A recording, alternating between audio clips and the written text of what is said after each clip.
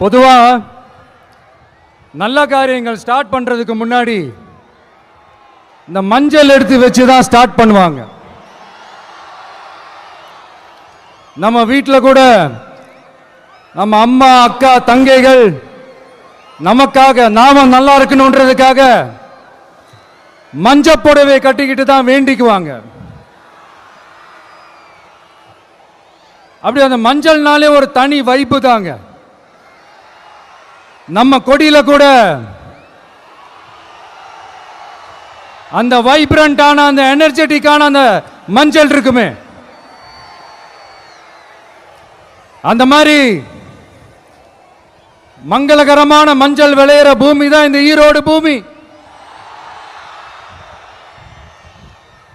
இங்க வந்து மஞ்சளை பத்தி பேசாம வேற எங்க போய் பேசுறது? அது மட்டும் இல்ல, இங்க ஒரு மகத்தான ஒரு மனிதரை பத்தி நம்ம பேசியே ஆகணும். இந்த ஈரோடு மண் விவசாயத்துக்கும் பேர் போன மண். இங்க நடக்கிற அந்த விவசாயத்துக்கு மிக முக்கியமான ஒரு கவசமா இருக்கிறது என்ன தெரியுமா? காலிங்கராயன் அணை, காலிங்கராயன் கால்வாய். காலிங்கராயன் அணை கட்டினதுலையும் கால்வாய் வெட்டினதுலையும் உயிரான உணர்வு பூர்வமான நிறைய விஷயங்கள் இருக்குது.